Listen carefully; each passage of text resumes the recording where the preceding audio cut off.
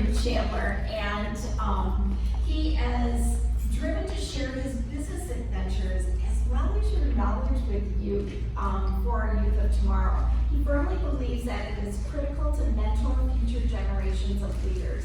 He prides himself in creating professional experiences that provide his employees with applicable life skills.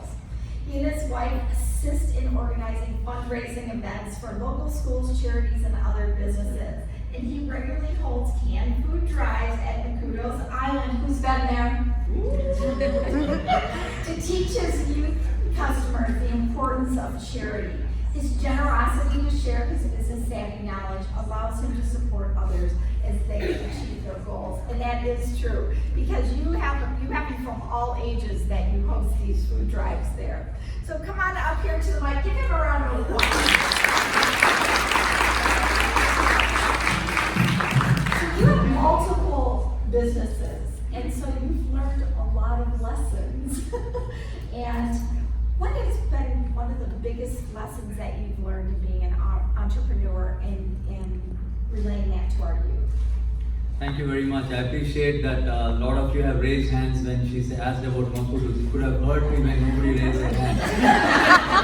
Trust me, they were going to raise their hands or they're going there right after this. Okay, thank you. I'm very honored that I've been picked for Men in Chandler, especially that coming from my financial planner. He nominated me, so that's super special. It feels great that your financial planner nominates you for that.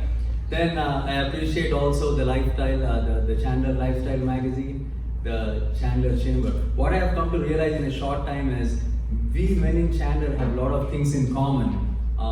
Even I was laying on the couch hoping that I made it when I got my first job at Intel. Then my wife inspired me, just like Tudor, to go do something. So that's when I got really hooked to going to all these business seminars. I got excited about learning about businesses. And I don't know how many of you heard about Brian Tracy. He wrote like 80 books. I started following him. He became my mentor.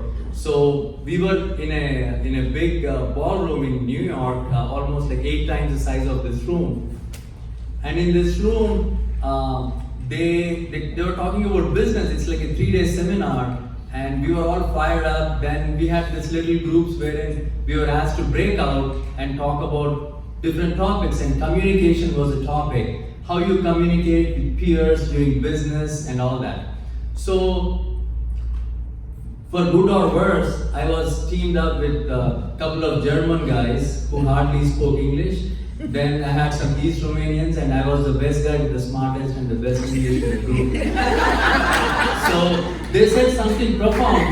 We like brainstormed. They said something really profound, which I started to think, is that true or not? And if heart in my heart, I did not believe what they said is right. They said Indian accent is cool.